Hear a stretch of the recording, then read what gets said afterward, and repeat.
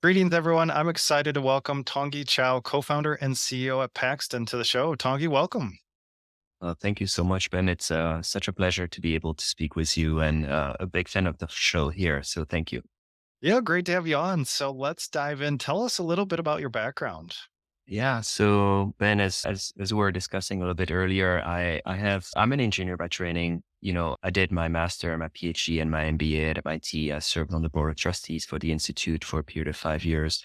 And prior to starting Paxton AI, I spent a decade in Silicon Valley as a venture capitalist. What really sets me apart is I was very early in looking into legal technologies, led the seed investment in Ironclad, and my firm also led the Series A investment in Case Text. And those seeing and being close to legal tech really made me understand and aware of the opportunities that were emerging with the development of large language models and this new wave of generative AI technologies that became available. Okay, so interesting background. So you've been on both sides of the table then, investing in startups, but now a founder, co-founder of your own startup. And is this your first co-founding experience, or have you started other companies previously? No, before I worked as an investor, I did have a small company that was based on my PhD research, and we commercialized this. This was in early 2011. So this is actually the second company that I'm building. The first company, we ended up raising about 40 or so $1 million and built a reasonable sized business that was later acquired by an incumbent in the space. And so I'm very excited to be doing this again. After much more experience, I have to say that the first time around, I was very fresh out of grad school and mostly did not know what I was doing. Yeah, that's great. I mean, that's quite the journey. So come out of grad school, start your company, it was acquired, then go the investor route. Now back to starting a company. So I'm sure a lot of lessons learned along the way. So let's focus on your current startup, Paxton. Tell us about the products and services that Paxton offers. Yeah, so Paxton is a generative AI legal and regulatory assistant. What we focus on is performing and helping legal professionals and regulatory professionals with all of the legal research that they need to do. So as you can imagine, performing legal research, whether you're an attorney or a paralegal or a general counsel or an assistant general counsel within a corporation, is extremely time intensive. You need to read through hundreds and if not thousands of regulations, laws, rules, statutes, guidance documents that are issued by your regulatory agency, whether it be the Securities and Exchange Commission or FINRA or OCC or FDA if you are in the pharmaceutical. It's just a very time intensive process. Or you can also, work with external counsel, and in which case they will do this work for you, but it is very expensive.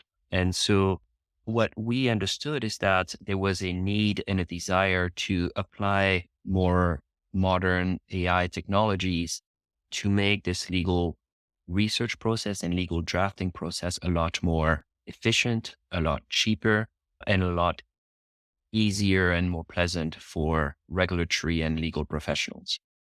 Yeah, that makes a lot of sense. I mean, I can see the use case there with so much data, so much to look through. So who are you targeting? I mean, is this any law firm out there? Tell us a little bit about the customers that you're after.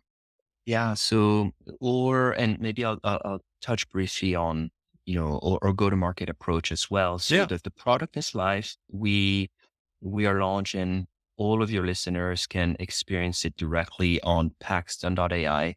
We have an entirely free product that people are able to use. We also have different pricing plans for individual unrestricted use as well as organizational plans. But most importantly is that your listeners are able to access what is really one of the best legal research tool on Paxton AI free directly. And so the users that we really target are either legal attorneys at large or medium-sized law firms or counsel within general counsel's office of corporations. So if you're working in the legal field, whether you're a lawyer or a paralegal or a legal ops professional, you will likely understand the pain that legal research and the burden of legal research and find a lot of use in applying generative AI to the research process that you're going through. Okay, so you're targeting so you have individual and organization plans can use the product for free. You target attorneys at medium and large firms, but also general counsel and corporations. So what is it like selling to attorneys? Is this a long sales cycle, short sales cycle? Tell us a little bit about reaching out to that customer Yeah. profile.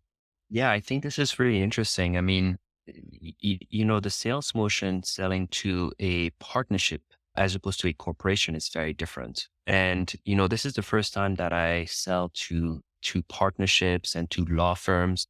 So I'm learning a lot. And what I am understanding is that, these sales motions can take some time. But they also have large budgets and a desire and a need to adopt new technologies. And so there's been a very big acceleration in the way and in the pace at which law firms have been able to adopt legal tools. In the past, you would imagine that law firms, because of their model of charging by billable hours, had there was less incentive to adopt technologies that made their work more efficient because it was a cost plus model. However, this is changing very rapidly right now. There's a lot of clients that are demanding their lawyers and their attorneys to be more efficient. And this is what's driving a lot of the adoption that we are seeing within law firms. Now, the way that we're responding to this is instead of asking the law firms to and requiring them to engage into complex like enterprise sales agreement with us and POCs, we put the product on the platform on Paxton AI. This is a product-led growth motion. So attorneys can sign up individually, start using the plan. And we're seeing this already with many of the top 100 American law firms where we have, I think we have people across 30 or 40% of the top 100 law firms that are using Paxton within those law firms already. And then we're monitoring and seeing that from one person, you start having 5 people, you start having 20 people in the firm that are using this. And then at that point, we start engaging into a broader enterprise conversation with them and let them know that, you already have, a fraction of your workforce that is using Paxton on a daily basis. Would you be interested in doing an enterprise rollout and benefit from the savings that you have by switching over to an enterprise plan as opposed to an individual plan? Yeah, interesting. Makes a lot of sense. And geography wise, with of course countries having different legal code, are you focused on the US right now? Is it easily transferable to other countries as far as finding customers?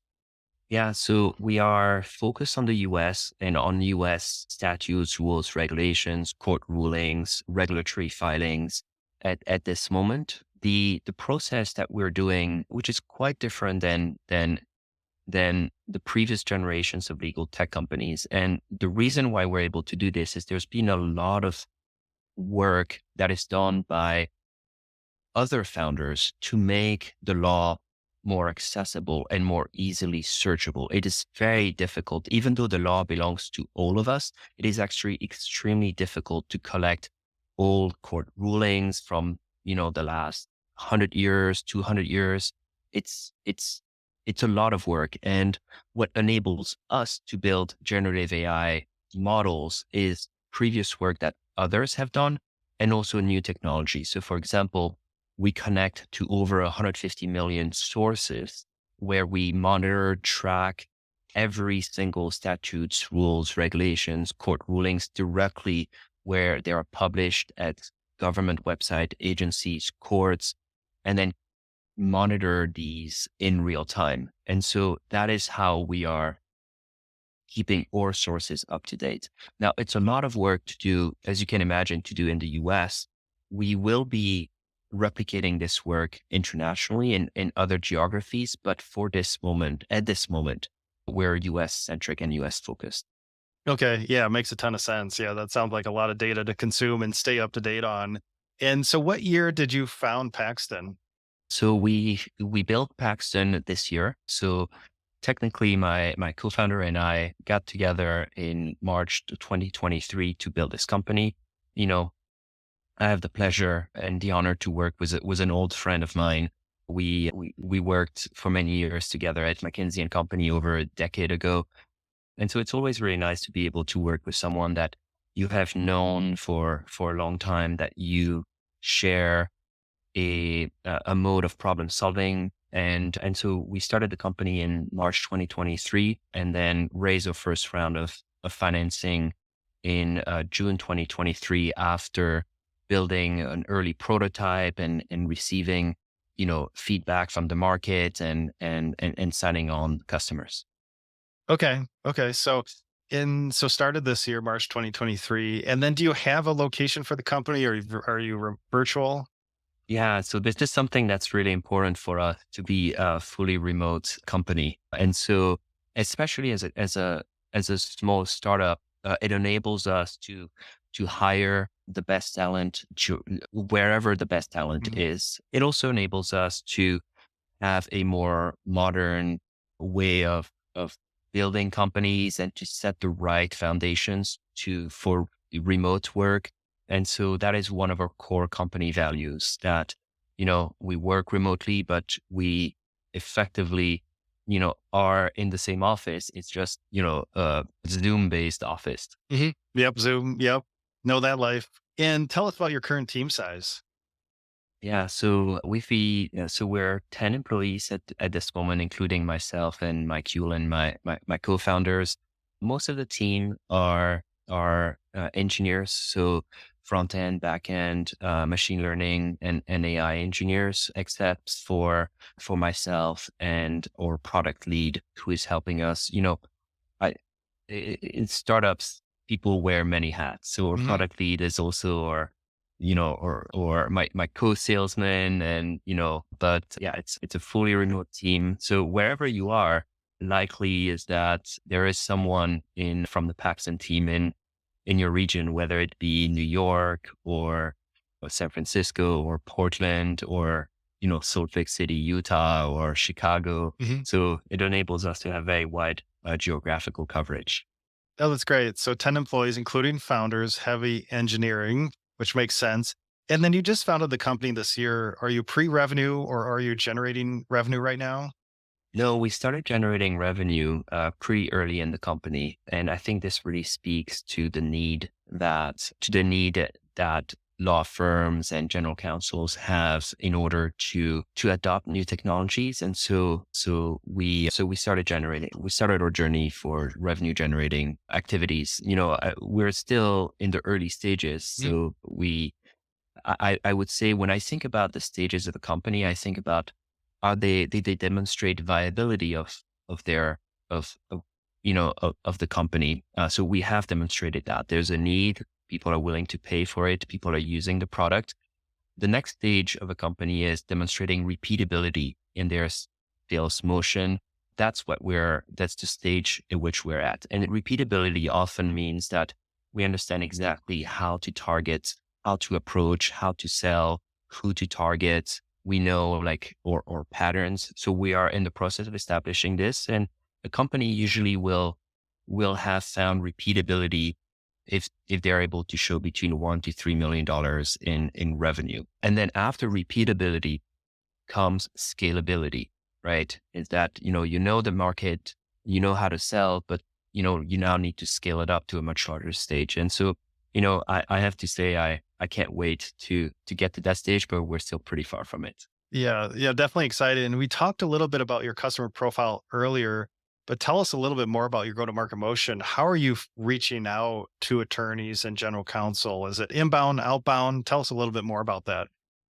Yeah. So, because we adopt a product-led growth strategy, it's really important for us to have a lot of inbound interest. And so we put a lot of content out. So things like this podcast and others, or I am very vocal on sharing the opportunity with the broader market. So, I publish pretty regularly on Forbes. I present at conferences. And so those are all part of how the work that we do to get our message out there. We are also very lucky that the legal industry understands that they are at a very critical point in time. So within every law firm, there is usually like a task force that is responsible for figuring out like how are they going to adopt generative AI, right? And they see this as a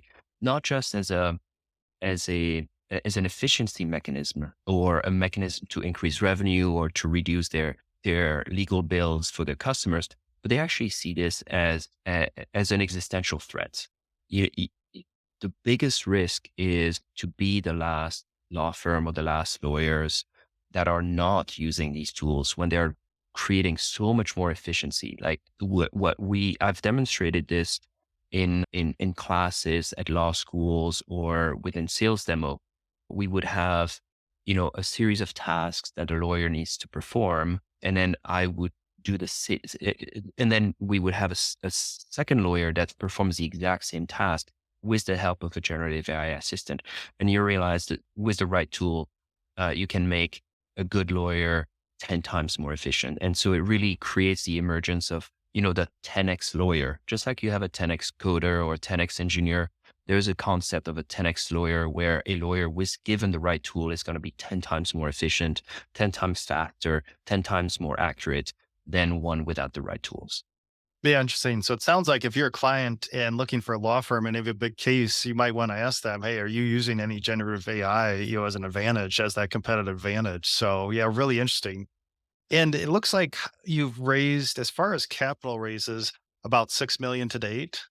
Yeah, that's right. So our first round of financing was about $6 million, which we announced around September of 2023. And so obviously we use that capital in order to grow the team, hire the best engineers that we could find in every geography, build or go to market motion. And, and yeah, so I'm very, very excited and very proud of the effort that the team has made. It's beautiful to be on the sales side and to be able to show and demonstrate and what the team has built. I always feel blessed to be able to demo Paxton to my customers and to proudly represent the work that the entire team is doing. Yeah, that's great. So 6 million raised, and you just started in 2023. So founded or started in March, raised in September. So tell us the sequence of events here. When you went to raise, did you have, I think you mentioned a prototype. Did you have a working product, or was it just a concept idea and a wireframe at that point when you went out for that seed round? Yeah, so I think that when we went out to the seed round, we had I mean, to call it a prototype is even a stretch. we we had an idea we knew we could do it from a technical perspective. We knew it was possible technically, and we had done some work to show that what we were presenting was technically feasible. But the most important thing that we did was to validate the market needs for it. So a lot of the work was to understand, okay, if we build this tool, are people going to buy it? Yes or no? And to be able to make our investors comfortable that that the market needed this and that there was a market pull, uh, for this sort of technology. So that's really how we performed and how we engage in our fundraising efforts. Okay. Okay. So I like that. So it's a stretch to call it a prototype, maybe more of a concept at that point when you went to raise. And then for other founders listening who right now who have just founded their company, maybe starting to build out that product or the initial prototype MVP, any lessons learned that you can share with other founders as far as raising this seed, versus bootstrapping, or the need for capital now versus later? Yeah, I think that there's not one journey. everyone has a different journey. And there's not one timeline. One of the things that I've learned, not just through Paxton, but also through seeing and studying over 3,000 companies during the time that I was, as an investor, is that being able to understand and validate the problem that you're trying to solve is extremely important. It's very hard, you know, even as young kids, we're told not to say no. We're told not to disagree. So it's very hard when you're pitching something to a customer for that customer to say, well, look, I really don't need this. Right. And so what I've learned is that defining who your initial customer profile is, um, understanding what are their burning desire is very important. There is one of the wisest investor that I've had the pleasure of working with is John Vrionis at Unusual Ventures. And he taught me a very important question that as a founder, I think every founder should ask themselves. And that question is, what do you do uniquely that people are desperate for? And so the pre-seed and seed stage financing really relates on answer and being able to answer that question. What do we do uniquely that people are desperate for? That's really what pre-seed and seed really comes around. And for some people, because of an insight that they have, it does not take a lot of money to answer that question. For others, it does take some money. But the sooner you have that answer, and you hear it from your customers again and again, and it's the same answer across multiple segments, then you have a company.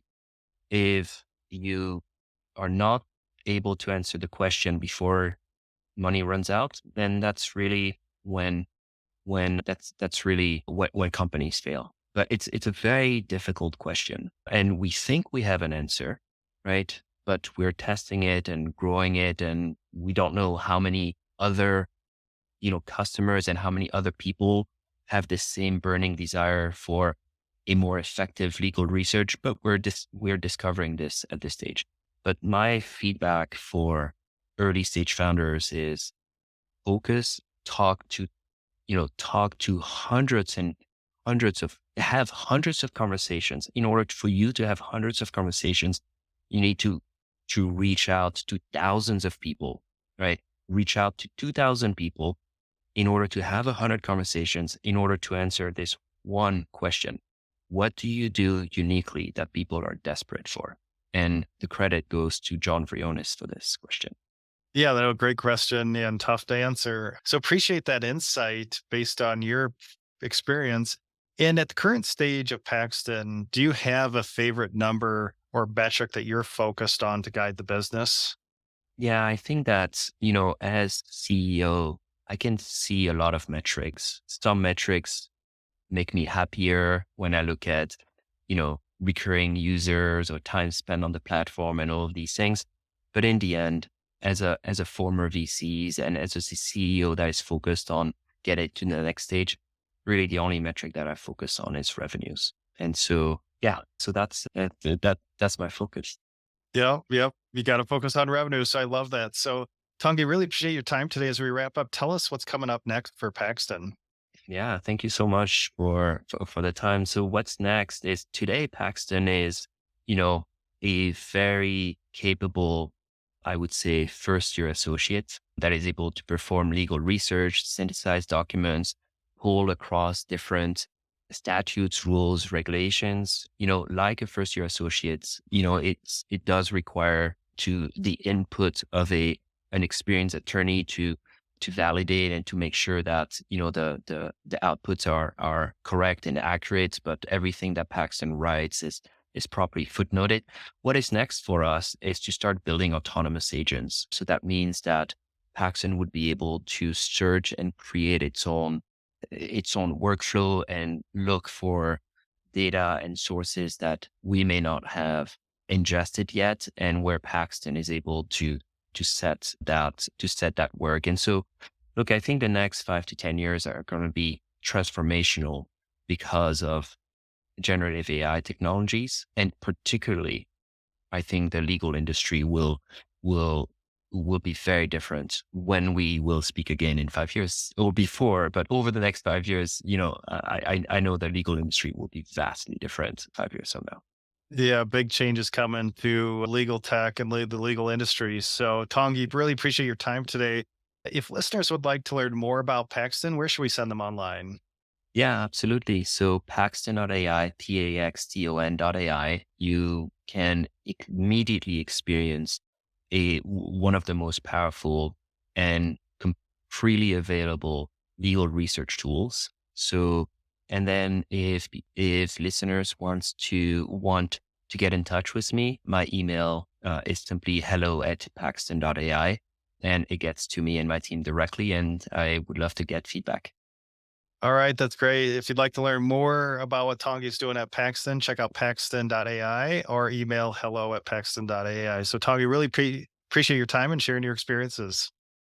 Thank you, Ben. I really appreciate the opportunity to present the work that we're doing here. And thank you so much for your time.